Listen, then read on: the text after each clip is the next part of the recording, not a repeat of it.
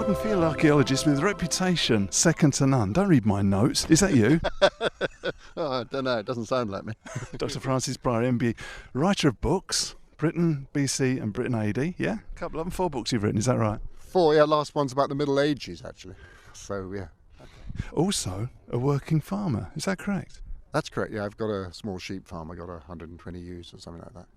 So which came first, archaeology or farming? Well, farming when I was a lad, then archaeology when I was a student and afterwards when I went into the profession. And then about 20 years ago, I found that I sort of, the soil was in my blood and I took to farming again. Middle Ages is a period you specialise in, I believe. Is that correct? No, I've just written a book on it from a position of extreme ignorance. The actual period I specialise in is the Bronze Age and the Neolithic, which is the New Stone Age. So when farming arrived, and that's why I'm interested in farming, because the Neolithic is when the first farmers got here. And that's a period that absolutely fascinates me. Would it be correct to say that apart from digging like you are here today and finding new bits and pieces, everything's known now about how life was in those days and it's all regulated and put down and there's nothing else to learn? No, nothing could be further from the truth. I should think if we know 10% about life in the past, in the remote past in prehistory, I should think we're doing well. Maybe it's only 5%. There's a vast amount to be discovered. Will we find it? Yeah, it's not so much a matter of finding it, it's also a matter of thinking about it and understanding what it is that we know already. There's an awful lot of facts in archaeology and not an awful lot of people trying to join the facts up to make a story. And that's what I try to do, to make a story. Is it a big jigsaw puzzle? Yeah, it's a very strange one. In a way, it's a white jigsaw puzzle. So it's a jigsaw puzzle where it's hard to see the patterns. You can fit the pieces together, but you can't see a picture when you put the pieces together. They're all upside down. Yes, you could be looking from the back. Tell us a bit about Flag Fen in Peterborough. You've got an interest there, I believe. Yeah, yes, I was lucky enough to find it back in 1982.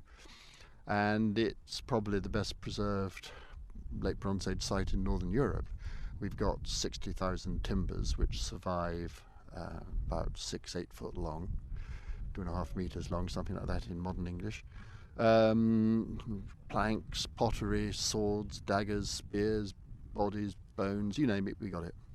What do you do with the bodies as a matter of interest? Do they get a proper burial or how do you handle that? What happens there?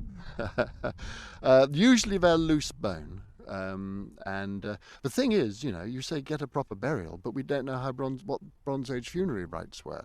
And I'm certainly not going to give them a Christian burial. They wouldn't like that at all, I shouldn't think. So the answer is you treat bones and human remains with great respect. And I think, you can be reasonably sure that if you treat them that way, they'd be happy with it. Perhaps the best known archaeological site in England for people that aren't particularly interested in archaeology is Stonehenge. You have an interest there, I believe. Oh, well, every archaeologist who does pre-Roman Britain's got an interest in Stonehenge. There's been some really big breakthroughs lately. Some excavations actually taking place now and last year at a place called Durrington Walls, just outside Stonehenge. Another henge monument, this time much bigger, but with outstanding stones. Is really revealing that the landscape around Stonehenge was a sort of theatre of religion on a vast scale.